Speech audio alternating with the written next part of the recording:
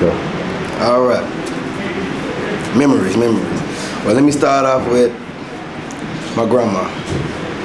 Well, I had a couple stories with my grandma because we had a lot of incidents, but at the same time, the first story I want to say is I was around 5 years old, and my grandma used to run a candy store inside the house. She used to sell candy, chips, and pickles and all stuff like that. So she would keep the candy stash right by her window, by her door, and she would have a mirror on the door so she can watch if somebody tried to come get some candy. But I didn't really notice why she wanted the mirror by the door. So it was like 2 or 3 in the morning, you know, I get up, I'm like, I want some snacks, I'm hungry, you know. So I tried to crawl, you know, crawl my way on the floor, you know what I'm saying, and try to steal a couple bag of chips and a pickle. So I'm on the floor crawling, rolling around, you know, doing all type of things so I couldn't get seen, thought I was a real spy or not.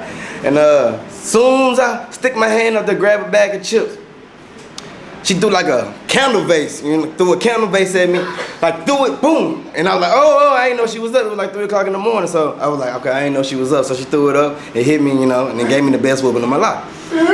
Second story is I was around 7 years old, you know, and we riding the school bus, and the school bus stopped because it was like a baby cat and the kittens anyway, a cat in the middle of the road or whatever. So the bus stopped and the bus driver picked the cat up out the ground and brought it in the bus. We're like, we're gonna take it back to the school, we'll make sure it's safe and whatever. Nah. So he asked the school bus, everybody on the school bus, what do y'all want to name the cat? So me, being young and bad, you know, I said, how about let's name the cat, let's name it Dick, or let's name it Pussy, you know? And I'm 7 years old. So the butcher like, oh, no. You know, we're gonna take you to the office, you know? So we get back to the school, and I didn't want to get off the bus. So I told her, I ain't getting off the bus. So they brought a little security guard in there and tried to get me out, but I'm 7 years old. I'm like, no, I ain't getting nowhere.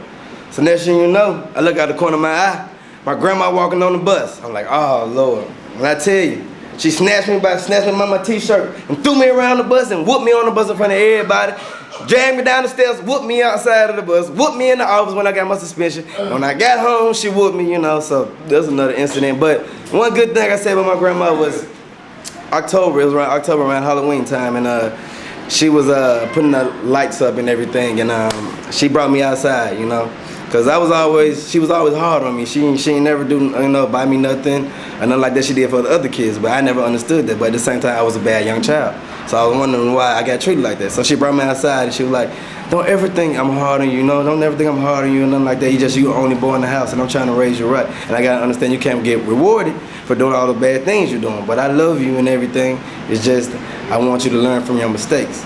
So, and a couple days later after that, she passed away or not, but it was good. We had a good little moment, a good understanding. She told me she loved me and everything. So I really thought my grandma didn't love me, but she did love me. She just hard on me because I was so bad. Now, next story, Uncle Bay. Uncle Bay, yeah. I mean, we have a lot of stories, but my Uncle Bay was just known as a good comedian, you know, known to keep a couple beers in his hand at all times, and, you know, and always saying something funny. But one story I had with Uncle Bay, he was the first person to ever took me fishing. I ain't never been fishing in my life, so he took me fishing one day, you know. So he was like, go and get the beer cooler out, go and get the beer cooler out the back. So I get the beer cooler out the back, you know what I'm saying? And then I said about the little lake or whatnot, and he was like, grab me a beer out there. So I grabbed me a beer, like, oh, you get you one too? I'm like, get me one too? He's like, yeah, get you one, man. I'm like, a beer? So I opened the beer up and whatnot. So I'm thinking he finna let me get the beer. He was like, nah, give me that beer back. But he gave me a little sip of beer and whatnot. And then we was out there fishing. I caught like a little gator fish or whatnot. And he was like, you can't keep the gator fish, we gotta throw it back in. And I was crying so hard. I like, Uncle, let me have the fish, let me keep the fish. And then he was like, all right, you can keep the fish, He brought the fish on in. And then another thing is when I was going through a phase where I was going back and forth to jail when I caught a charge or whatnot, he was there every step of the way, you know. Only person in the family, like, he drove all the way from Houston, Texas to Memphis just to be there for me, you know what I'm saying? And he was there for me through the steps, you know, every step of the way. He was always there by my side in court. On the way to court, he always took me to court and everything like that. When nobody else did, I didn't have another ride. And he always was like, I'm always gonna support you right or wrong, you know, because everybody in life make mistakes.